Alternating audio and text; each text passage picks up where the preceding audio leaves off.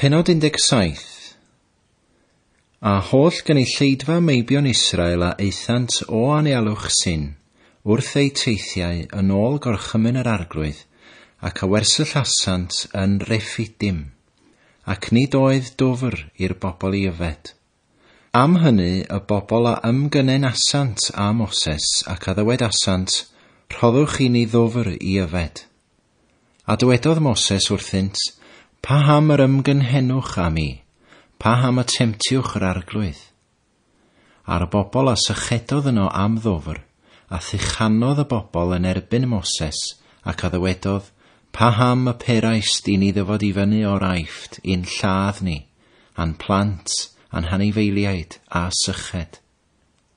A Moses a lefodd ar yr arglwydd gan ddywedyd, beth a wnaf i'r bobl hyn, ar ben ychydig eto hwy am llabuddiant i.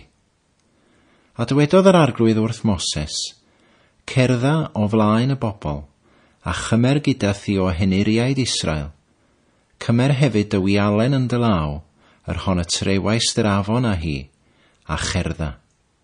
Wele, mi a safaf oth flaen yno ar y graig yn Horeb.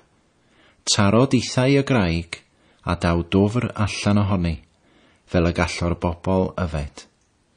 A Moses a wnaeth felly yng ngolwg henuriaid Israel.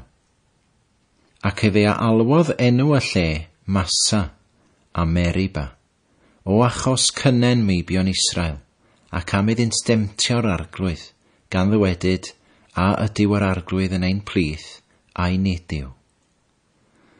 Yna y daeth Amalek, ac a ymladdodd ag Israel yn Reffidim.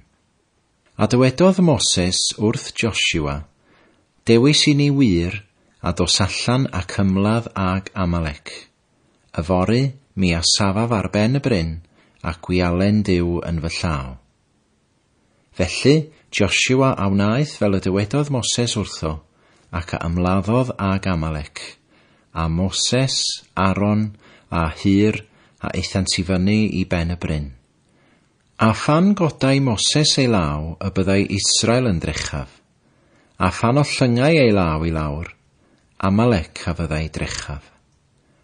A dwylo Moses oedd drymion, a hwy a gymer asant faen, ac a'i gosod asant dan o ef, ac efe a eisteddodd arno, ac Aaron a Hur a gynnal i asant ei ddwylo ef, un ar y naill du, a'r llall ar y tŷ arall.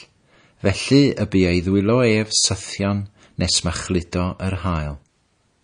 A Joshua a orchfygodd Amalek a'i bobl a min y cleddyf.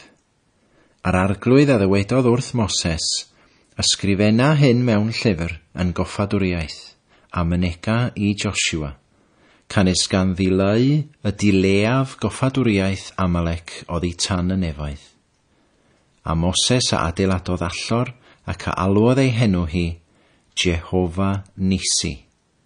Canis efe a ddywedodd, oherwydd tyngu o'r arglwydd, y bydd i'r arglwydd ryfel yn erbyn Amalek, o genhedlaeth i genhedlaeth.